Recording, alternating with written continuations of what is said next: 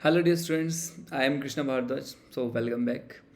तो आप सबको ये बताते हुए मुझे बहुत अच्छा लग रहा है कि मैंने जो है अपना इंस्टीट्यूट तक्षशिला एकेडमी के नाम से जो है एक ब्रांच रामपुर बुशहर के अंदर ओपन कर दिया है। तो बिकॉज़ मैं रामपुर सराउंडिंग एरिया से ही बिलोंग करता हूँ, तो इसलिए बहुत सारे बच्चों का रिक्वेस्ट था कि अपने एरिया में एक होना चाहिए इंस्टीट्यूट जो हर तरह की प्रिपरेशंस को प्रॉपर और सही तरीके से जो है करवा सके, लाइक यूपीएससी, एचएएस एंड जो भी स्टेट लेवल के एग्ज़ाम आते हैं उन सब के लिए। तो जो भी बच्चे ऑफलाइन जो है प्रिपेयर करना चाहते हैं, ठीक है, तो आप जो है तक्षशिला एकेडमी रामपुर बुशहर ज्वाइन कर सकते हो। आप नंबर जो दिया गया है उस पर कॉल करो। ये सारे के सारे एग्ज़ाम, लाइक आजकल पटवारी, पुलिस, ठीक है, तो आने वाला जो एग्ज़ाम्स हैं, तो ये सब जो है यहाँ पे आपको जो है इन सब की प्रिपरेशन करवाई जाती है। और गारंटेड आपको जो है इंश्योर करता हूँ मैं कि जो भी बच्चा आएगा आप डेमो क्लास लगाइएगा, ठीक है, देन आप देखोगे कि आपका जो प्रिपरेशन है वो किस लेवल तक जाता है। हाँ, तो गारंटेड जो है आपका एग्ज़ाम निकलेगा अगर आप फॉलो करोगे जो हम यहाँ पे एक रोड मैप आपके लिए बनाएंगे। ओके, तो अभी जो है आने वाले जो एग्ज़ाम है उनके लिए एमसीक्यू ये सीरीज़ रहने वाला है, वायरल एमसीक्यू जीके, ये जो थीम है इस सीरीज़ का। तो ज्योग्राफी के ऊपर हम बात करने वाले हैं, ज्योग्राफी के एमसीक्यू सॉल्व करने वाले हैं। टॉपिक वाइज जो है चैप्टर वाइज हम क्वेश्चन सॉल्व करेंगे ताकि आपका ये चीज़ आप एंश्योर मतलब कर सको कि आपने जो चैप्टर्स पढ़े हैं, जनरल स्टडी जो भी सब्जेक्ट्स हैं उनके अंदर क्या उसमें अभी आपका रहता है और क्या चीज़ें जो है पढ़नी है और किस तरह से पढ़नी है, ठीक है। एचपी जो भी जेबीटी एग्ज़ाम है, चाहे पटवारी हो या पुलिस का जो एग्ज़ाम आने वाला है, उनकी जो है एक एमसीक्यू सीरीज़ है। तो जल्दी से स्टार्ट करते हैं, क्वेश्चन नंबर फर्स्ट पे आते हैं। तो पहला सवाल जो है आप भी आंसर करते रहिएगा, जो भी मैं आपको सवाल पूछूंगा बीच में आप आंसर करते रहना, ठीक है।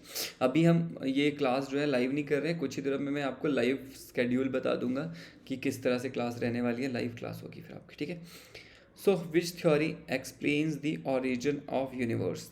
कौन सी थ्योरी जो है, कौन सा सिद्धांत है जो ब्रह्मांड की उत्पत्ति की व्याख्या करता है। तो आपको बताना है मुझे इन चारों में से कौन सा सिद्धांत बताता है ब्रह्मांड की उत्पत्ति के बारे में।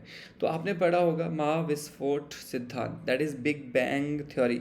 तो बिग बैंग थ्योरी जो है इसका आंसर है, जो कि आपका कब हुई थी, 13.8 बिलियन ईयर एगो। तो 13.8 बिलियन साल पहले जो एक घटना हुई थी जिसमें एक क्या था, एक बहुत ज़्यादा बड़ा और बहुत ज़्यादा घनत्व वाला जो है एक क्या था, आकाशीय पिंड था, जिसके अंदर विस्फोट हुआ। और विस्फोट होने के बाद उससे जो अलग अलग पार्टिकल्स निकले, एनर्जीज जो निकली, तो उससे जो है आपका ये ब्रह्मांड जो है वो बना है। इस बात को किसने सबसे पहले बताया कि ऐसा कुछ हुआ है, तो बिग बैंग थ्योरी जो है वो किसने दी थी, उसका नाम था जॉर्ज लेमित्रे। तो याद रखना है कि जॉर्ज लेमित्रे द्वारा 1927 में ये थ्योरी को दिया गया था। बाद में इसी थ्योरी को सपोर्ट करा था हब्बल ने, ठीक है। तो हब्बल ने जो है क्या डिस्कवरी की थी जिसकी वजह से उन्होंने इसको सपोर्ट करा, तो याद रखना है एक्सपेंशन ऑफ यूनिवर्स, कि जो आपका ब्रह्मांड है वो लगातार एक दूसरे से, मतलब उसके जो आपके जो आकाशीय पिंड है वो एक दूसरे से दूर जा रहे हैं। दैट मीन्स जो ब्रह्मांड है वो एक्सपेंड होता जा रहा है। तो ये एक्सपेंशन जो थ्योरी थी यूनिवर्स की वो हब्बल ने दी थी, इसको भी आपको याद रखना है, ठीक है। ओके, सो नेक्स्ट क्वेश्चन है which is the nearest major galaxy to the Milky Way. आपको पूछा गया है कि मिल्की वे के सबसे निकट की जो आपकी प्रमुख आकाश गंगा है वो कौन सी है। तो मिल्की वे जो है वो हमारी आकाश गंगा है, हमारी मतलब जहाँ पे हमारा जो है सौर मंडल है, धरती जिसके अंदर है। तो इसके सबसे नज़दीक की आपको जो है आकाश गंगा बतानी है मुझे। तो सब बच्चे जानते होंगे कि एंड्रोमेडा जो गैलेक्सी है ये आपकी नियरेस्ट जो है आपकी गैलेक्सी है, किसके, मिल्की वे के सबसे नज़दीक की। अगर हम बात करें एंड्रोमेडा का तो इसका एक दूसरा नाम भी है, दैट इज़ आपका क्या, मैसेर 31। तो याद रखना है M31 जो है इसका दूसरा नाम है एंड्रोमेडा का। और अगर इसका डिस्टेंस देखें तो 2.5 मिलियन लाइट ईयर, तो कितना प्रकाश वर्ष, 2.5 मिलियन प्रकाश वर्ष जो है दूरी है इसकी, कहाँ से, हमारी जो मिल्की वे है वहाँ से जो आपका ये एंड्रोमेडा आकाश गंगा है वहाँ तक, ठीक है। ओके, सो यहाँ पे इम्पॉर्टेंट है कि सुपर मैसिव एक ब्लैक होल है जिसको हम बोलते हैं सेजिटेरियस ए। तो ये जो सेजिटेरियस ए है ये सुपर मैसिव एक बहुत बड़ा जो है क्या है ब्लैक होल है। ठीक है, अब ये जो है कहाँ है ये सुपर मैसिव ब्लैक होल, ये मुझे आपको कमेंट बॉक्स में बताना है कि क्या ये मिल्की वे के सेंटर, कोई भी गैलेक्सी होती है ना, कोई भी आकाशगंगा, उसके सेंटर में आप देखोगे तो एक आपको क्या मिलेगा, ब्लैक होल मिलेगा। अब वो ब्लैक होल के अलग अलग नाम हैं, तो यहाँ पे सुपर मैसिव ब्लैक होल है जिसको सेजिटेरियस ए बोलते हैं, ये आपको बताना है ये मिल्की वे के सेंटर में है या फिर सेजिटेरियस के सेंटर में, किसके सेंटर में। ओके, देन ये मैं आके आपको बताऊंगा कि सोलर सिस्टम जो है, ये हमारा सोलर सिस्टम मैंने बताया हमारी जो गैलेक्सी है मिल्की वे उसके अंदर है, लेकिन उसके अंदर कहाँ जैसे है तो उसके लिए आगे चल के मैं आपको बताऊंगा। ठीक है, तो ओरियन आर्म क्या चीज़ है। नेक्स्ट क्वेश्चन है the distance travelled by the light in 1 year is called, मतलब यहाँ पे जो बेटा पूछ रहा है, ये पूछ रहा है कि एक साल में लाइट जो है वो कितना डिस्टेंस ट्रेवल करती है। अच्छा, लाइट डिस्टेंस ट्रेवल करने का मतलब है जो भी लाइट अगर आपका जिस स्पीड से मूव कर रहा है वो कांस्टेंट है, 3 × 10⁻⁵ किलोमीटर पर सेकंड के हिसाब से अगर आप देखोगे, जैसे कि 3 × 10⁸ मीटर पर सेकंड के हिसाब से, तो वो इस वेलोसिटी से कॉन्स्टेंटली जो है लाइट मूव करती है। मतलब ये गति है किसकी, प्रकाश की। तो ये जो गति है ये वैक्यूम में, वैक्यूम का मतलब है जहाँ कोई भी उसका एयर नहीं है किसी भी तरह का, उसको मतलब क्या नहीं है, रेजिस्टेंस नहीं है, कोई रोकने वाला नहीं है, तो वैसे वहाँ पे इस तरह से ये मूव करती है लाइट। अब एक साल में जो लाइट मूव कर रही है, जितना डिस्टेंस पूरा एक साल तक लाइट चली जा रही है, तो वो जो है डिस्टेंस उसको क्या कहा जाता है, उसको कहते हैं लाइट ईयर। तो याद रखना कि लाइट ईयर क्या होता है, तो लाइट ईयर है डिस्टेंस जो लाइट ट्रेवल करती है एक साल के अंदर, और वो डिस्टेंस होता है कितना, 9.46 × 10⁻15 मीटर। तो 1 light year is equal to 9.46 × 10⁻15 metre. मुझे इसको किलोमीटर में आप बताओ कितना होगा कमेंट बॉक्स में। नंबर सेकंड क्वेश्चन मैंने आपको ये पूछा है, ठीक है, तो किलोमीटर में कितना होगा 1 लाइट ईयर, ये बताना। तो 1 लाइट ईयर जो है ये 9.46 ट्रिलियन किलोमीटर होता है। तो ट्रिलियन को कैसे लिख सकते हैं आपने वो बताना है कमेंट में मुझे, ठीक है। और एक और चीज़ ध्यान दो, नियरेस्ट स्टार जो है वो प्रॉक्सिमा सेंचुरी है, मतलब हमारे यहाँ पे जो सोलर सिस्टम है, तो वो सोलर सिस्टम में सन है एकमात्र स्टार।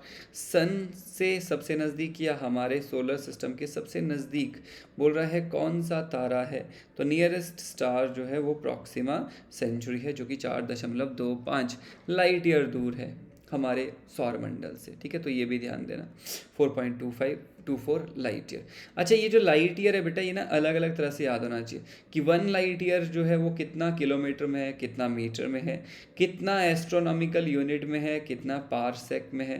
तो आगे चल के हम 2 और यूनिट के बारे में पढ़ेंगे, एस्ट्रोनॉमिकल यूनिट और पारसेक, तो वहाँ याद रखना। जैसे कि यहाँ क्वेश्चन में आ गया है एस्ट्रोनॉमिकल यूनिट AU जो है ये क्या रिप्रेजेंट करता है, क्या होता है खगोलीय इकाई।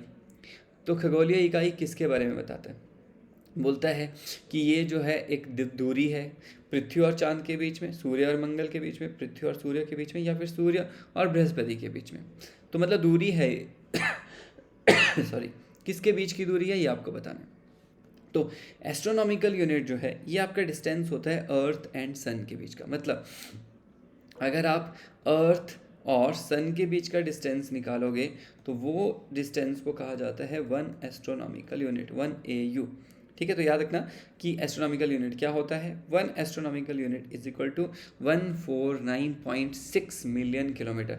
तो ये जो है एस्ट्रोनॉमिकल यूनिट का आपको याद रखना है। जब हम डिटेल में पढ़ते हैं क्लास में, जब हम चैप्टर पढ़ते हैं पूरा, तो आपको इस तरह से ये देखने को मिलते हैं। ठीक है, तो इस तरह से मैं आपको PDF फॉर्म में और इस तरह से इंग्लिश मीडियम, हिंदी मीडियम, अलग अलग जो है क्लासेस को अलग अलग मीडियम बेस PDF में ये पिक्चर बेस जो है आपको स्मार्ट बोर्ड के ऊपर, ताकि चीज़ें विजुअलाइज हो सकें, बच्चों को ज़्यादा रट्टा ना मारना पड़े, तो इस तरह से आपको जो है क्लास में पढ़ाया जाएगा। ठीक है, इन्हीं PDFs को रखो यूज़ करके आपको जो है क्लास में पढ़ाया जाता है। इसके अंदर आप देखोगे कि जो हम पढ़ रहे हैं अभी कि एस्ट्रोनॉमिकल यूनिट क्या होता है।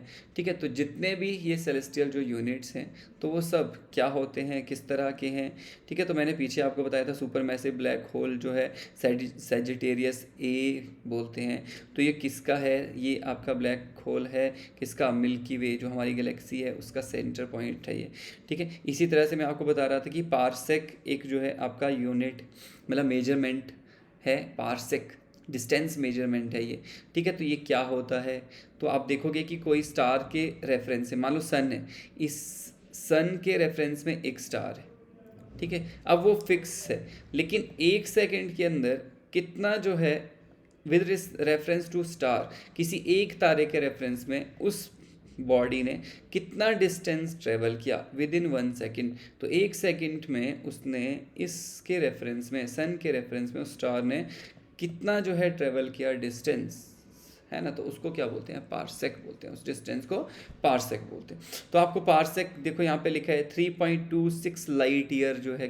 तो लाइट ईयर में जब हम पार्सेक को पढ़ेंगे तो आपको ये भी पता होना चाहिए कि 3.26 लाइट, मतलब लाइट ईयर जो है वो छोटा है, पार्सेक बड़ा है, क्योंकि 3.26 लाइट ईयर एक पार्सेक के बराबर होते हैं। तो इस तरह से यूनिट कन्वर्जन, जैसे अभी मैंने आपको बताया 1 एस्ट्रोनॉमिकल यूनिट, तो एस्ट्रोनॉमिकल यूनिट जो है ये आपको किलोमीटर मीटर में तो पता होना ही चाहिए, लेकिन इसी एस्ट्रोनॉमिकल यूनिट को आपको पढ़ना होता है किसमें, बाकी यूनिट्स में। जैसे कि 206.265 एस्ट्रोनॉमिकल यूनिट एक पार्सेक के बराबर होता है। तो 1 पार्सेक एस्ट्रोनॉमिकल यूनिट में कितना होता है, लाइट ईयर में कितना होता है, ये सब आपको जो है पता होना चाहिए। Okay, so next, which star is known as pole star. Pole star किसे कहा जाता है, ध्रुव तारा किसे कहा जाता है, आपको बताना है। तो पोलरिस जो है, तो पोलरिस को जो है आपका ध्रुव तारा कहा जाता है, पोल स्टार। अगर आप देखोगे बेटा इस डायग्राम को मैं आपको दिखाता हूँ, दिस वन। तो यहाँ पे आप देखो, ठीक है। तो क्या है कि यहाँ पर एक, अच्छा इसके इनके नाम क्या होते हैं बताएगा कोई, कॉन्स्टलेशंस पढ़ा होगा आपने, कॉन्स्टलेशन, ठीक है। तो ये जो कॉन्स्टलेशन है, तारों के समूह को कॉन्स्टलेशन बोलते हैं, नक्षत्र हिंदी में बोलते हैं। तो ये जो आपका उर्सा मेजर है, सप्तऋषि जो है, तो वहाँ पर 2 तारे जो हैं उनको अगर आप स्ट्रेट लाइन में देखोगे तो यहाँ पर आपको एक मिलेगा, दैट इज़ आपका बिग डीपर, उर्सा मेजर भी बोलते हैं सप्तऋषि को, उर्सा मेजर, बिग डीपर भी बोलते हैं। तो ये जो स्पून जैसे शेप का है, बिग डीपर इसको कहते हैं। इसके साथ में अलॉन्ग, मतलब 2 स्टार के साथ एक है आपका उर्सा माइनर, मेजर के साथ एक माइनर बनता है ऊपर। तो इस माइनर की जो आपकी टेल है, उस टेल में एक स्टार है जो कि फिक्स है नॉर्थ पोजीशन पे, अर्थ से नॉर्थ में ही हमेशा देखने को मिलता है आपका, उसको हम बोलते हैं पोल स्टार, ठीक है। और क्या बोलते हैं, पोलरिस। तो याद रखना, पोलरिस, इसका इस्तेमाल जो है पुराने समय में किया जाता था, क्या करने के लिए, आपका डायरेक्शन पता लगाने के लिए कि नॉर्थ डायरेक्शन किधर को है, इसको देख के फिर वो जो नेविगेट करते थे, ठीक है। तो याद रखना कहाँ पे है ये, उर्सा माइनर कॉन्स्टलेशन के अंदर हमें देखने को मिलता है क्या, हमारा पोल स्टार, जिसका नाम है पोलरिस। कौन सी दिशा को दिखाता है, उत्तर दिशा को दिखाता है। ओके, नेक्स्ट क्वेश्चन है, a group of stars forming a recognised pattern is called. आपको पूछेगा कि पहचानने योग्य आकृति जो आपकी बनाई जाती हैं तारों के समूह द्वारा, तो उन्हें क्या कहा जाता है। अभी मैंने आपको बताया था नक्षत्र कहते हैं, कॉन्स्टलेशन कहते हैं। तो हमारे पास ऑफिशियली अगर आप देखोगे इंटरनेशनल जो एस्ट्रोनॉमिकल यूनियन है, IAU जो है, ये आपका ऑफिशियली एस्ट्रोनॉमी के बारे में जो है डाटा देता है।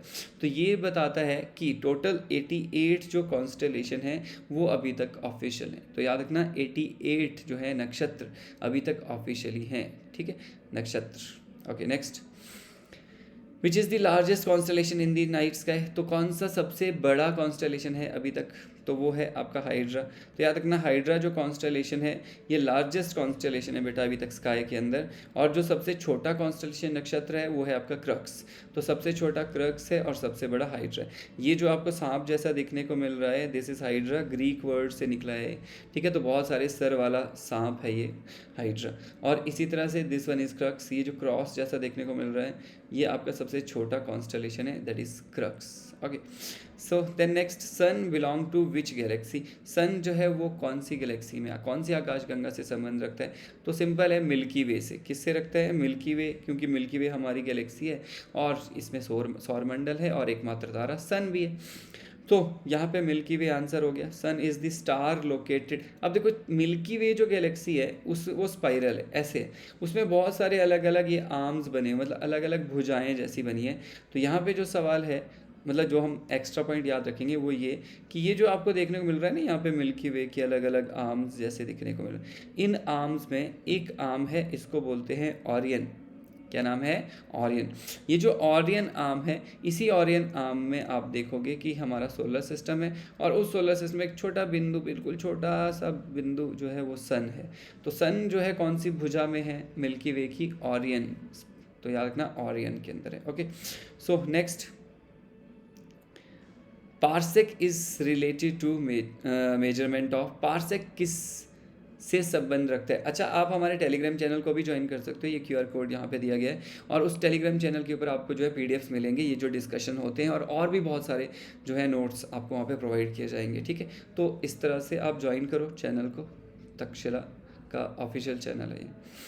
तो डिस्टेंस मेजरमेंट के लिए जो है पार्सेक का इस्तेमाल किया जाता है। 1 पार्सेक जो है 3.26 लाइट ईयर के बराबर जो है आपको देखने को मिलता है। Okay, so wait a minute. तो 1 जो पार्सेक है ये 3.26 लाइट ईयर के बराबर आपको देखने को मिलेगा। याद रखना इसका डिस्टेंस कितना होता है लाइट ईयर में। देन यूज़ फॉर किसके लिए? ये आपका जितना भी स्टेलर डिस्टेंस, मतलब स्टेलर जो है आपका होता है बेटा, जब आप यूनिवर्स में स्पेस का डिस्टेंस समझ लो, स्पेस के अंदर जो सेलेस्टियल बॉडीज़ हैं उन दो बॉडीज़ के बीच का जो डिस्टेंस है उसको मेजर करने के लिए ये पार्सेक का इस्तेमाल किया है। पार्सेक सबसे बड़ा यूनिट है ना, तो एस्ट्रोनॉमी के अंदर सबसे बड़ा यूनिट जो मेजरमेंट का है वो पार्सेक है, ये भी याद रखना। Okay, so next, which celestial body emits its own light. कौन सी सेलेस्टियल बॉडी अपना जो है प्रकाश जो है वो छोड़ती हैं, उत्सर्जित करती हैं? तो प्लैनेट करती हैं, मून करता है, या एस्ट्रॉइड्स करते हैं, या फिर स्टार करते हैं। आपको पता होगा स्टार क्या होते हैं। तो ये एक बहुत बड़ा मेजर डिफरेंस होता है आपके ग्रह और तारे में। तारा जो होता है वो खुद का प्रकाश होता है उसका, वो खुद का प्रकाश बनाता है और उसको उत्सर्जित करता है। ठीक है, तो तारा याद रख लेना। अच्छा, जो तारे हैं वो कैसे जो है अपना प्रकाश बनाते हैं? लाइक सन जो है एकमात्र तारा है हमारे सोलर सिस्टम में, ये कैसे बनाता है प्रकाश? तो सन के अंदर या किसी भी तारे के अंदर जो आपका ईंधन होता है वो गैस होती है, और वो होती है हाइड्रोजन। अब हाइड्रोजन और हीलियम उसके अंदर आपको देखने को मिलेगा। अब हाइड्रोजन जो है उसके दो अलग अलग एटम आपस में मिलते हैं, या फिर एक हाइड्रोजन एटम आप टूटता है। अब ये टूटना जो होता है इसको बोलते हैं आपका फिजन। ठीक है, एक होता है जुड़ना दो एटम का, इसको बोलते हैं फ्यूजन। तो यहाँ पर क्या होता है? यहाँ पे होता है न्यूक्लियर फ्यूजन। नाभिकीय दो चीज़ें होती है, एक होता है नाभिकीय विघटन, एक नाभिकीय संलयन। तो यहाँ पे नाभिकीय संलयन प्रक्रिया होती है, हाइड्रोजन जो है आपका फ्यूज़ करता है। तो हाइड्रोजन जो फ्यूज़ होता है, तो फ्यूज़ होने से क्या होता है? एनर्जी निकलती है उससे, और वही एनर्जी जो है वो आपकी रिफ्लेक्ट की जाती है, जो कि सन लाइट के फॉर्म में आपको मिलती है। ठीक है, रेडिएशंस के फॉर्म में आपकी अर्थ तक पहुँचती है। तो याद रखना कि यहाँ पे हाइड्रोजन का फ्यूजन या न्यूक्लियर फ्यूजन होता है स्टार्स के अंदर, जिसकी वजह से क्या निकलती है? एनर्जी निकलती है। और यही जो लाइट रेडिएशन सन से आती हैं, ये बाकी जो बॉडीज़ होती है सेलेस्टियल, लाइक आपके पास ये जैसे अर्थ है, तो अर्थ के ऊपर ये पड़ती है, तो अर्थ रिफ्लेक्ट करता है लाइट को। अब रिफ्लेक्ट करता है तो जहाँ पर कोई देख रहा होता है उसकी आंखों तक पहुँचेगा तो हमें अर्थ दिखेगी, पर अर्थ की अपनी कोई लाइट नहीं है। अर्थ लाइट रिफ्लेक्ट करता है जो सन से आ रही होती है।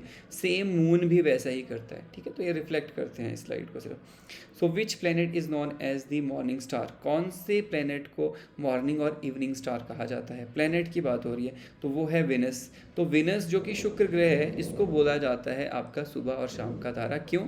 क्योंकि ये सबसे ब्राइट आपको देखने को मिलेगा स्काई में, सबसे ज़्यादा चमकता हुआ देखने को मिलेगा सुबह और शाम के टाइम में ये। क्यों? क्योंकि आप देखोगे कि ये जो विनस है ये आपका चारों तरफ से क्लाउड से कवर है। तो यहाँ पे बहुत सारा जो है आपके बादल, CO2 के क्लाउड्स बने, कार्बन डाइऑक्साइड के बादल बने हैं जो लाइट को मैक्सिमम रिफ्लेक्ट करते हैं। तो इसीलिए वो आपको चमकता हुआ ज़्यादा दिखाई देता है, जो कि बहुत दूर है वैसे, है ना। तो बट विनस जो है ये सबसे ज़्यादा आपको चमकता हुआ दिखाई देगा सुबह और शाम, और साथ ही साथ में ये सबसे गर्म भी है। इसके गर्म होने का कारण भी है, देखो सूरज के सबसे नज़दीक जो ग्रह है बेटा वो है मर्क्यूरी। ये सन हो गया, फिर मर्क्यूरी है, मर्क्यूरी के बाद विनस है, फिर आता है अर्थ। अब अर्थ, ये जो 3 प्लेनेट के बाद एक आता है ग्रह मार्स। इनको बोलते हैं सेलेस्टियल, टेरेस्ट्रियल। ये टेरेस्ट्रियल बॉडीज़ है। टेरेस्ट्रियल मतलब यहाँ पे धरती है, भूमि है। अब मार्स के बाद आप देखोगे जुपिटर है, सैटर्न है, यूरेनस है, नेपच्यून है। ये जो बाकी के 4 बचे इनको हम बोलते हैं गैसियस जाइंट प्लैनेट्स हैं, बहुत बड़े। 2 शुरू के गैस के बने हैं, लास्ट के 2 जो हैं ये बर्फ़ के बने हुए हैं, बर्फ़ के गोले हैं ये यूरेनस नेपच्यून। ठीक है, तो इस तरह से हमारे पास ये प्लैनेट्स हैं। सूरज के सबसे नज़दीक कौन सा है? मरकरी। लेकिन जो बुध है वो सबसे गर्म नहीं है। गर्म कौन सा है? विनस। शुक्र सबसे गर्म है। क्यों? क्योंकि मरकरी जो है, बुध जो है, उसका सौर मंडल नहीं, ये आपका सॉरी एटमॉस्फेयर नहीं है। ठीक है, तो मतलब क्या हुआ कि जो हमारे पास मर्क्यूरी है, मर्क्यूरी का कोई भी क्या नहीं है, वातावरण नहीं है, एटमॉस्फेयर नहीं है। एटमॉस्फेयर ही होता है बेटा जो टेम्परेचर को बनाए रखता है, क्योंकि एटमॉस्फेयर में कुछ गैसेस होती हैं जिनको ग्रीन हाउस गैस बोलते हैं। वो ग्रीन हाउस गैस टेम्परेचर को, जो आपकी रेडिएशंस हैं सन से जो आ रही हैं, उनसे हीट को एब्जॉर्व करके रखते हैं। ठीक है, तो हीट आपकी मेंटेन रहती है वहाँ पे। तो मर्क्यूरी के अंदर हम देखते हैं कि कोई ऐसा वातावरण ही नहीं है, तो डायरेक्ट वो गर्म तो हो जाता है, लेकिन उसका जो दूसरा वाला हिस्सा है, मान लो सूरज यहाँ से पड़ रहा है, ये वाली चीज़ तो गर्म होगी दिन भर बहुत, लेकिन ये जो बैक साइड वाला है जहाँ सूरज नहीं है, वो बहुत ही माइनस में ठंडी होगी, कई 100 डिग्री सेल्सियस। जैसे वो आगे आएगा सूरज के सामने, फिर वो गर्म हो जाएगा, ये वाला बहुत ही ठंडा हो जाएगा। तो मतलब यहाँ पर टेम्परेचर स्टोर मेंटेन नहीं होता। अगर गर्म है तो बहुत ज़्यादा है, फिर एक तरफ जैसे ही वो रेडिएशन छोड़ देगा अपनी हीट वाली, फिर वो सबसे ज़्यादा ठंडा भी हो जाएगा। लेकिन ये चीज़ जो है शुक्र में नहीं होती, विनस में नहीं होती। विनस में बहुत ज़्यादा बादल हैं चारों तरफ, एटमॉस्फेयर है उसका, और वो एटमॉस्फेयर टेम्परेचर को बनाए रखता है। तो ये ध्यान देना, मर्क्यूरी सबसे गर्म नहीं है जबकि वो सूरज के नज़दीक है। विनस सबसे गर्म है क्योंकि उसका एक एटमॉस्फेयर है। ठीक है, तो ये ध्यान देना। अब एक और चीज़ है, विनस एक और चीज़ के लिए फेमस है, वो है कि ये बाकी सब जो ग्रह हैं उनसे उल्टा चलता है। सारे के सारे ग्रह जो हैं ये मुड़ते हैं कहाँ से? West to east. अब ये वेस्ट से जब ईस्ट की तरफ जाएंगे तो आपको लगेगा कि ईस्ट से सन निकल रहा है, कोई सन निकलता नहीं है। ये कुछ ऐसा है, लाइक यहाँ पर अगर मैं देखूँ तो यहाँ पे हमारे पास जो है सन है। अब ये जो रोटेशन हो रहा है, जब ये वेस्ट से ईस्ट की तरफ होगा तो ईस्ट की तरफ हो रहा है, मतलब हम ईस्ट की तरफ जा रहे हैं। वो तो अपनी जगह पे खड़ा है। अब हम ईस्ट की तरफ जा रहे हैं तो हमें लग रहा है कि वो ईस्ट की तरफ से आ रहा है, वो ईस्ट से आ रहा है, हम उसकी तरफ जा रहे हैं। जैसे हमें बस में बैठने पर ऐसा लगता है कि पोल हमारी तरफ आ रहे हैं, पोल तो बाहर खड़े हैं, हम बस में उसकी तरफ जा रहे होते हैं। तो इसीलिए वो जब वेस्ट से ईस्ट मूव करता है तो ईस्ट से आता हुआ दिखता है, तो सूरज लगता है ईस्ट से आ रहा है और वेस्ट को जा रहा है। ठीक है, तो यहाँ पर उल्टा होता है, मतलब सूरज जो उगता है, जो बोलते ना पश्चिम से सूरज कहाँ से निकल गया, बोलना यहाँ निकलता है, कहाँ पे? शुक्र पे। तो शुक्र पे पश्चिम से सूरज निकलता है, पूरब में ढलता है, ऐसा होता है। क्यों? क्योंकि ये ईस्ट से वेस्ट की तरफ मूव करता है, बाकी सारे प्लेनेट के उल्टा। तो ये भी ध्यान देना। ठीक है, इसको बोलते हैं रेट्रोगेट। ये मतलब उल्टा इसका रोटेशन है, जो रोटेशन है वो इसका उल्टा है। ठीक है, तो एक और चीज़, एक जो दिन होता है विनस का, वो सब उसके मतलब 1 साल से बड़ा है। इस चीज़ को मैं आपको आगे यहाँ दिखाता हूँ कि जब आप चीज़ों को डिटेल में पढ़ते हो, क्लास के अंदर जब हम पढ़ते हैं, तो इस तरह से एक हम चार्ट पढ़ेंगे, अलग अलग प्लैनेट्स को डिस्कस करेंगे। एक चार्ट है, इस चार्ट में आप देखो कि जो मर्क्यूरी है वो 59 डेज लगाती है रोटेशन में। 2 तरह के जो हैं आपके यहाँ पे मूवमेंट होते हैं प्लैनेट के, एक अपने ही अक्ष पे घूमना, अपने ही एक्सिस पे घूमना। ठीक है, तो उसको बोलते हैं रोटेशन। एक होता है सूरज के चारों तरफ घूमना, उसको बोलते हैं रेवोल्यूशन।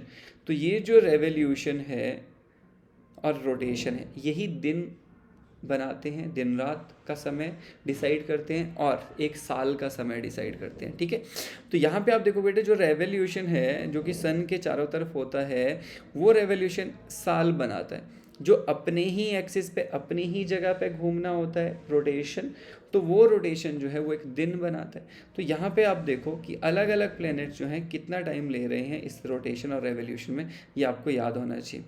लाइक यहाँ पे मर्क्यूरी है, तो मर्क्यूरी के अंदर ये बोल रहा है कि वो 59 डेज जो है वो लेता है रोटेशन में, अपने एक्सिस पे घूमने में, और रेवोल्यूशन में लेता है 88 डेज। मतलब उसका एक दिन लगभग 60 दिन, हमारे धरती के 60 दिन और उसका एक ही दिन, वो मतलब घूम के ख़त्म हुआ। और यहाँ पे 88 डेज, हमारे 88 डेज हुए और इसके साल ख़त्म हो गया। लेकिन वीनस के अंदर देखो, यहाँ पर एक रोटेशन जो है इसका 243 डेज़ का है। मतलब अपनी एक्सिस पे, मतलब पूरा एक दिन होने के लिए 243 दिन लगते हैं, 243 डेज धरती के, और वहाँ अभी एक दिन भी कंप्लीट नहीं हुआ, तो हमारे 243 डेज में वहाँ एक दिन बनता है। क्यों? क्योंकि बहुत स्लो घूमता है ये शुक्र, अपनी कक्षा पे बहुत स्लो घूमता है, और 255 दिन लगाता है ये सूरज के चारों तरफ घूमने में। तो लगभग साल और दिन में कोई फ़र्क नहीं है। जैसे कि यहाँ देखो धरती का लगभग 24 घंटे, लगभग 24 बोल रहा हूँ मैं, है ना। तो 24 घंटे के आसपास का समय जो है अपनी कक्षा पे घूमने में लगता है, जिससे दिन बनता है एक पूरा। और 365 दिन यह है आपका क्या रेवोल्यूशन करता है, इसलिए एक साल होती है। इसी तरह से आपको सब याद रखने हैं। जुपिटर का सबसे छोटा दिन आपको देखने को मिलेगा 10 घंटे हमारे, और उसका एक दिन ख़त्म। लेकिन उसकी साल जो है धरती के साल की 11.9, लगभग 12 साल हमारे होंगे, तो जुपिटर का एक साल होता है। इससे भी बड़ा साल जो है वो आपको देखने को मिलेगा शनि सैटर्न का, 29.5, 29.5 साल हमारे, और उसका एक साल सैटर्न का। मतलब सूरज के चारों तरफ घूमने में कितना समय लगा रहा है ये देखो, है ना। और उससे भी ज़्यादा अगर आप देखोगे तो यूरेनस का है, और सबसे ज़्यादा नेपच्यून का है। नेपच्यून 165 साल का एक साल होता है, मतलब हमारे 165 साल हो जाते हैं, और वो अभी एक बार ख़त्म होता है घूम के सूरज के चारों तरफ। तो मतलब लोग कुछ पैदा हो जाते हैं और मर भी जाएंगे, उसकी अगली जनरेशन भी शायद पैदा होकर मर जाएगी, पर एक साल नहीं हुआ होगा नेपच्यून का तब तक, ठीक है। तो ये कहानी है। इस तरह से डिटेल में चीज़ों को देखना है, आपको याद रखना है। हम सिर्फ क्वेश्चन कर रहे हैं, जस्ट आज के लेक्चर में बताना चाह रहा हूँ कि बेटा किस तरह से आपको एक्स्ट्रा चीज़ें और भी पढ़नी होती हैं, ठीक है। तो कुछ भी पूछा जाता है, ज़रूरी नहीं है कि आपको ये चीज़ ही एक चीज़ पूछेगा, तो आपको उससे रिलेटेड चीज़ों को पढ़ना होता है। तो इसीलिए नोट्स आपके इफेक्टिव होने चाहिए। आप जो पढ़ रहे हो उसको समझ के पढ़ना बहुत ज़रूरी है, क्योंकि कितना ही रट्टा मार लोगे, रट्टा मारने को तो इतनी किताबें, तो ये तो बहुत मुश्किल हो जाएगा। समझ के पढ़ना बहुत इंपॉर्टेंट है, ठीक है। तो लार्जेस्ट जो प्लेनेट है सोलर सिस्टम का, वो हमारे पास है जुपिटर, इसको याद रखना। एंड स्मॉलेस्ट प्लेनेट जो है वो है आपका कौन सा, कमेंट बॉक्स में बताओ, दैट इज आपका बुध, ठीक है। तो अब एक चीज़ देखो, जुपिटर जब हम पढ़ रहे हैं कि लार्जेस्ट प्लेनेट है, तो यहाँ पर इसके बारे में दो चीज़ें ध्यान देना। ये लार्जेस्ट दोनों चीज़ों में, मास में भी सबसे बड़ा है और इसका वॉल्यूम भी सबसे बड़ा है सोलर सिस्टम में। जुपिटर के अंदर एक और इम्पॉर्टेंट चीज़ ध्यान देने वाली है कि यहाँ पर जुपिटर फेमस है ग्रेट रेड स्पॉट के लिए। उस पर एक लाल धब्बा आपको जो है, बहुत बड़ा लाल धब्बा जो है वो देखने को मिलेगा, क्योंकि वहाँ पर जो है 300 सालों से जो है क्या है, एक चक्रवात आ रहा है, जिसकी वजह से वो बहुत बड़ा जाइंट स्टॉर्म है। तो वो जाइंट स्टॉर्म जो है वही एक लाल धब्बे की तरह दिखता है, तो ये भी ध्यान देना। सबसे छोटा दिन जुपिटर के ऊपर देखने को मिलता है, मैंने पीछे आपको बताया था 10 घंटे का यहाँ पे दिन होता है। And Jupiter is gas giant main. तो ये प्लेनेट जो है कैसा है, गैसियस प्लेनेट है, गैस से बना है। मैंने आपको बताया था कि मार्स के बाद जो आपका जुपिटर और सैटर्न है, ये दोनों गैस के बने हुए बहुत बड़े बड़े प्लैनेट्स हैं, ठीक है। तो हाइड्रोजन हीलियम मेनली यहाँ पे आपको इसके अंदर देखने को मिलेगा। लेकिन हाइड्रोजन हीलियम है, पर ये स्टार नहीं है, क्योंकि इसका इतना मास नहीं है। इतना ज़्यादा मास होना ज़रूरी होता है कि उस मास ज़्यादा की वजह से वो जो चारों तरफ की गैस है वो आपस में क्या करे, वो आपस में कोलाइड करे। आपस में जब वो कोलाइड करेंगी तभी तो रिएक्शन होगा। तो उसका इतना मास नहीं है कि वो वहाँ पे क्या कर रही हैं, उसमें फ्यूजन हो पा रहा है। तो उसमें फ्यूजन वगैरह कुछ हो नहीं रहा है, इसलिए वो स्टार जैसा नहीं है, ओके। ना ही उसका इतना बड़ा साइज़ है। So which planet has the longest day rotation, आपने मुझे कमेंट बॉक्स में बताना है। पीछे मैंने आपको इसके बारे में अच्छे से बता दिया है। तो सबसे ज़्यादा जो है वो विनस का आपको देखने को मिलेगा, 243 अर्थ का जो दिन होते हैं उसके 243 दिन का इसका एक दिन होता है विनस का, ठीक है। ये आपका क्या है, विनस जो है हर एक ग्रह के ना बेटा कोई ना कोई उपग्रह होता है, नेचुरल सैटेलाइट होता है, जैसे मून है अर्थ का। लेकिन यहाँ पे वीनस का कोई भी ऐसा नेचुरल सैटेलाइट नहीं है, इस बात को याद रखना। और वीनस जो है एटमॉस्फेयर डेंस है, सबसे गर्म है क्योंकि वीनस, और वीनस के एटमॉस्फेयर में ज़्यादातर क्या है, कार्बन डाइऑक्साइड गैस है, ये भी याद रखना। और वीनस जो है वो रेट्रोगेट करता है, मतलब उल्टा घूमता है, ईस्ट से वेस्ट की तरफ जो है घूमता है, हमने पढ़ लिया था। तो विच planet has the fastest rotation, तो सबसे छोटा दिन किसका है, अब यही मैंने आपको बताया। तो किसका है, जुपिटर का सबसे छोटा दिन है। जुपिटर की अगर चांद की बात करें तो 95 मून्स, अभी लेटेस्ट डेटा के अनुसार 95 इसके जो है मून्स हैं, इस बात को ध्यान देना। इसे फेल्ड स्टार भी कहा जाता है। बोलेगा किसको फेल्ड स्टार बोलता है, तो यस जुपिटर को बोलते हैं। क्यों? क्योंकि ये तारा नहीं बन पाया। तारा क्यों नहीं बन पाया, तो मैंने आपको बताया कि इसमें हाइड्रोजन हीलियम बेशक है, लेकिन उसमें कोई रिएक्शन, नाभिकीय संलयन, नाभिकीय विघटन कुछ नहीं होता, क्योंकि इसका इतना मास ही नहीं है कि वो हो सके। ठीक है, तो ये भी ध्यान देना, इसलिए ऐसा पूछेगा। ओके, सो नेक्स्ट, अच्छा चलो ये भी याद रखो कि सबसे ज़्यादा मैग्नेटिक फील्ड जो है वो जुपिटर का है। ठीक है, तो मैग्नेटिक फील्ड सबसे ज़्यादा जुपिटर का है। स्मॉलेस्ट प्लेनेट सोलर सिस्टम में सबसे छोटा, अब ये मैंने बताया मरकरी सबसे छोटा है, कोई एटमॉस्फेयर नहीं है अर्थ की तरह। टेम्परेचर जो है वो दिन के टाइम में सबसे ज़्यादा, रात को सबसे कम। तो मतलब टेम्परेचर का हाईएस्ट लेवल और टेम्परेचर का लोएस्ट लेवल, ये बहुत ज़्यादा इसमें वेरिएशन है। इसको बोलते हैं आपका टेम्परेचर वेरिएशन। तो टेम्परेचर वेरिएशन सबसे ज़्यादा अगर किसी प्लेनेट में है तो वो है आपका मरकरी। सबसे कम भी यहाँ सबसे, मतलब सबसे कम भी सारे प्लेनेट में सबसे कम है, और सबसे ज़्यादा टेम्परेचर भी, ऐसा नहीं बोल सकते सबसे कम सारे प्लेनेट को मिला के है, बट हाँ बहुत कम है। 250 -250 डिग्री सेल्सियस तक चला जाता है, उससे भी ज़्यादा चला जाता है माइनस में, और प्लस में भी 250-300 डिग्री सेल्सियस चला जाता है। तो मतलब 600 डिग्री का जो है यहाँ पर रेंज है। तो ये रेंज की बात हो रही है, तो वेरिएशन यही होता है, कितना बढ़ता है कितना घटता है। ठीक है, कोई चांद इसका नहीं है नेचुरल। विच प्लेनेट इज आपका टिल्टेड ऑन इट्स साइड, बोल रहा है कि हर कोई प्लेनेट जो है ना बेटा अपने कक्ष पे झुका हुआ है। जैसे हम बोलते हैं कि धरती जो है वो ऐसी सीधी नहीं है, वो अपने कक्ष पे इस तरह से झुकी है, कितनी 23.5 डिग्री। तो 23.5 डिग्री जो है वो झुकी हुई है अपने कक्ष पे। ये वाला एंगल जो है 23.5 डिग्री का है धरती में। लेकिन कोई ऐसा भी प्लेनेट है जो अपने एक्सिस पे मतलब ऐसे लेटा हुआ है, मतलब ये एक्सिस है और ऐसा लेट गया है वो प्लेनेट पूरा का पूरा। अब वो यहाँ पे घूमता है ऐसे, तो वो ऐसा सीधा नहीं है, ऐसा है वो। ठीक है, अब वो यहाँ पे जैसे बॉटल है, वैसे तो ये बॉटल ऐसे घूम रहा है सीधा, लेकिन ये ऐसा लेटा और ऐसे घूम रहा है। तो ऐसा कौन सा प्लेनेट है जी? तो यहाँ पे आप देखो ना, यहाँ यूरेनस जो है ये इस तरह का प्लेनेट है। ठीक है, इस डायग्राम में आपको ये क्लियर हो जाएगा चीज़। तो यहाँ पे आप ध्यान से देखोगे तो प्लेनेट सीधा है, और यहाँ पे रोटेशन भी दिखा है मरकरी का रोटेशन। तो मरकरी का उल्टा रोटेशन है, ईस्ट से वेस्ट की तरफ को रोटेशन है मरकरी का, बट है इसका एंगल कम है। सबके एंगल याद नहीं रखने, बस नॉर्मल याद रखो। एक तो अर्थ का 23.5 डिग्री पर ये जो है अपने एक्सिस पर टिल्ट है, और जो लेटा हुआ है पूरी तरह से वो है यूरेनस। ये देखो पूरा नीचे लेट गया और यहाँ पे घूम रहा है ऐसे वो अपने, है ना। तो ये ध्यान देना। देन आता है ग्रेट रेड स्पॉट। तो पीछे आपको क्वेश्चन था ग्रेट रेड स्पॉट का, तो यहाँ पे आप देखो ये जो आपको देखने को मिल रहा है प्लेनेट, दिस इज़ आपका जुपिटर। तो इस पे बहुत सारे स्पॉट्स हैं। ये जो स्पॉट में सबसे बड़ा ग्रेट रेड स्पॉट है, इसमें यहाँ पे क्या चल रहा है, यहाँ पे आपका चक्रवात आपको देखने को मिल रहा है। तो कितने साल पहले से चल रहा है, तो मैंने आपको बताया, तो इट इज़ लार्जेस्ट देन अर्थ। अर्थ से बड़ा आपको ये देखने को मिलेगा। स्ट्रॉम ही अर्थ से बड़ा है, अर्थ के साइज से स्ट्रॉम ही बड़ा है। ठीक है, तो जुपिटर जो है उसमें बहुत सारे स्ट्रॉम्स इस तरह के चल रहे हैं। आपको पूछेगा कौन से प्लेनेट पे स्ट्रॉम चल रहे हैं, तो जुपिटर याद रखना। ब्लू प्लेनेट बहुत सिंपल, अर्थ। ठीक है, तो अर्थ का जो एकमात्र नेचुरल सैटेलाइट है विच इज़ मून। ये इसका नीला कलर है ड्यू टू इसका जो क्या है, एक तो इसका सरफेस पे 70% जो है आपका वाटर है ना, 30% जो है ये लैंड है। नंबर सेकंड, जो लाइट जो है आपका उसका जो रिफ्लेक्शन होता है एटमॉस्फेयर के अंदर, ठीक है, तो वो लाइट की स्कैटरिंग होती है। स्कैटरिंग में ब्लू लाइट निकलती है। ब्लू लाइट जो आपका टोटल इंटरनल जो रिफ्लेक्शन होता है ना, पार्टिकल टू पार्टिकल जो रिफ्लेक्शन होता है, दो चीज़ होती है, one is reflection, another one is refraction. ठीक है, तो हम आगे चल के जब साइंस का आप पढ़ोगे तो वहाँ मैं आपको इस चीज़ को बताऊंगा। तो एक मीडियम से दूसरे मीडियम में जब जाता है लाइट और अपना एंगल चेंज करता है, दैट इज़ कॉल्ड रिफ्रैक्शन। तो टोटल इंटरनल रिफ्रैक्शन जो है यहाँ पे होता है, उसकी वजह से जो है स्कैटरिंग ऑफ लाइट की वजह से ये ब्लू कलर दिखाई देता है अर्थ का।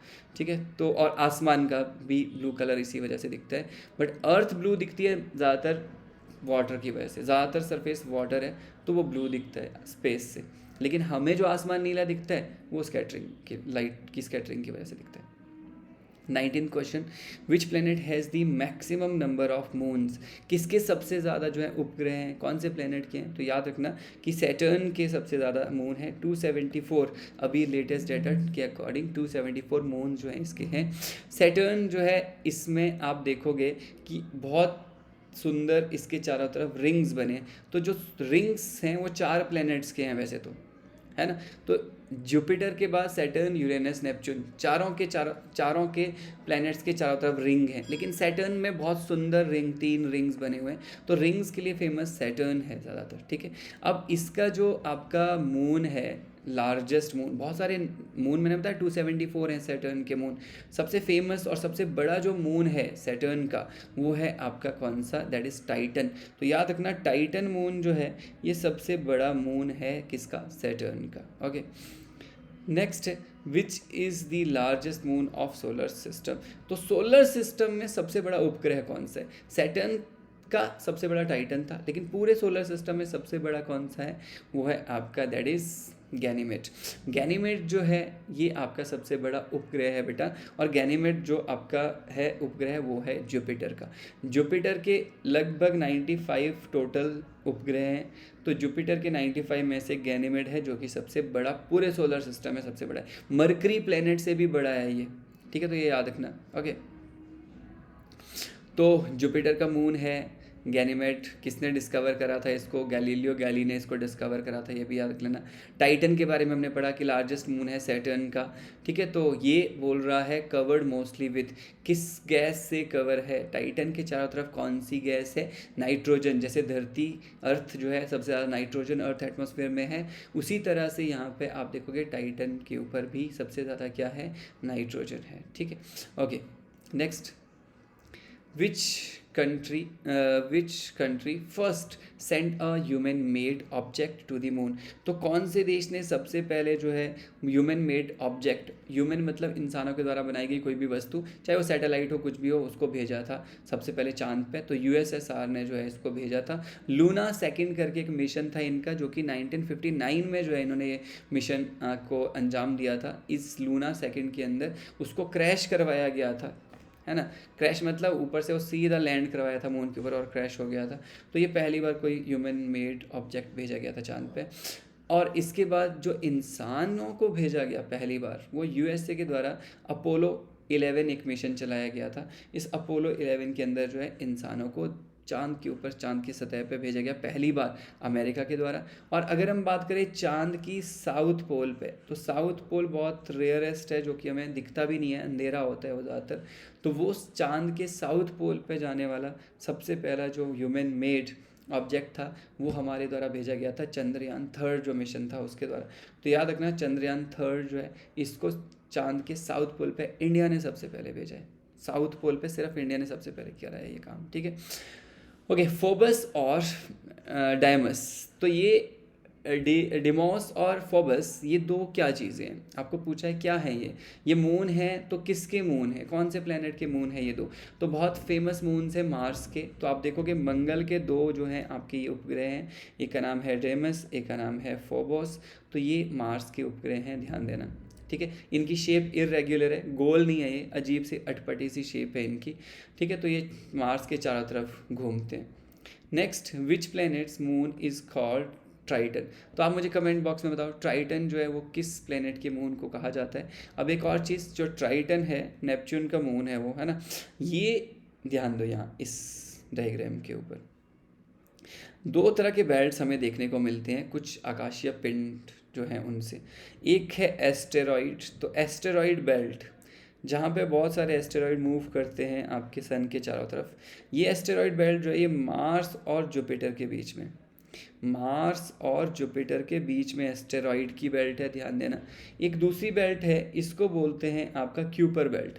तो क्यूपर बेल्ट तो ये नेपच्यून के बाद है, तो लास्ट जो ग्रह है सौरमंडल का उसके बाद आती है क्यूपर बेल्ट। क्यूपर बेल्ट के अंदर ज़्यादातर आपको कॉमेट्स देखने को मिलेंगे। कॉमेट्स ये आइसी कॉमेट्स होते हैं, बर्फ़ के बने हुए ये पिंड होते हैं, तो वो यहाँ पे घूम रहे हैं सन के चारों तरफ क्यूपर बेल्ट में। तो पहले तो आपको ये पता होना चाहिए, ठीक है। तो और ये क्यूपर बेल्ट के अंदर ही मून लाई करता है आपका किसका? नेपच्यून का।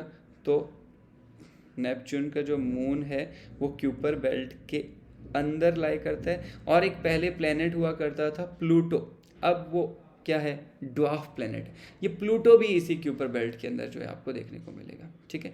और ट्राइटन उपग्रह किसका हुआ, नेपच्यून का। तो ये ध्यान देना, ट्राइटन उपग्रह नेपच्यून का है।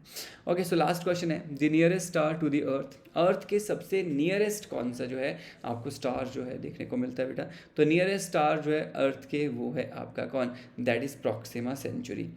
तो प्रॉक्सिमा सेंचुरी जो है, this star is nearest star to the earth, मतलब अर्थ के सबसे नज़दीक का तारा प्रॉक्सिमा सेंचुरी है। कितना नज़दीक है, 4.24 लाइट ईयर, तो 4.24 लाइट ईयर दूर है ये हमारे सोलर सिस्टम से ये स्टार, ठीक है। ये पार्ट है किसका, Alpha Centauri system. Alpha Centauri system में ना 3 तारे हैं, अल्फ़ा ए, अल्फ़ा बी और प्रॉक्सिमा। तो ये प्रॉक्सिमा सेंचुरी जो है ये सबसे नज़दीक है। यहाँ पे मैं आपको बता दूँ, ये वाला डायग्राम अगर आप देखोगे, ध्यान से देखना है इसको, चलो स्क्रीन को जूम करते हैं, दिस वन। तो यहाँ पे आप देखो कि 3 जो है तारामंडल का समूह है, Alpha Centauri A, Alpha Centauri B and Proxima. तो दिस इज़ प्रॉक्सिमा सेंचुरी। ये प्रॉक्सिमा सेंचुरी सबसे नज़दीक है किसके, हमारे सोलर सिस्टम के। तो इस तरह से हमारा आज का जो है ये सेशन होता है ख़त्म। अगर बेटा कोई भी आपका जानने वाला प्रिपेयर कर रहा है या आप खुद प्रिपेयर कर रहे हो इन सब एग्ज़ाम के लिए, चाहे बैंक आपका IBPS PO हो, क्लर्क हो, SBI PO हो, क्लर्क और कोई भी बैंकिंग एग्ज़ाम हो, या फिर आप प्रिपेयर कर रहे हो UPSC HAS NT अलाइड, और आपका सेट का है, टैट का एग्ज़ाम है, JBT का है, TGT PGT, या फिर पुलिस पटवारी कोई भी एग्ज़ाम, या फिर NDA CUET सैनिक स्कूल के लिए कोई आपका जानने वाला कोई बच्चा प्रिपेयर करना चाह रहा है या नवोदय के लिए प्रिपेयर करना चाह रहा है, तो हम जो है यहाँ पे रामपुर बुशहर के अंदर ऑफलाइन क्लासेस जो हैं इसकी ले रहे हैं। आने वाले टाइम में ऑनलाइन क्लासेस भी आपको देखने को मिलेंगी। ओके, सो तब तक के लिए बाय, एंड आप नेक्स्ट चैप्टर के लिए प्रिपेयर हो जाओ।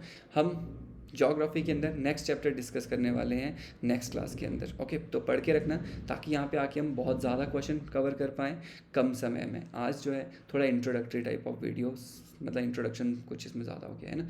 नेक्स्ट टाइम से हम फास्ट क्वेश्चन पे ही फोकस करेंगे। Okay, bye, thank you, do share, like and subscribe.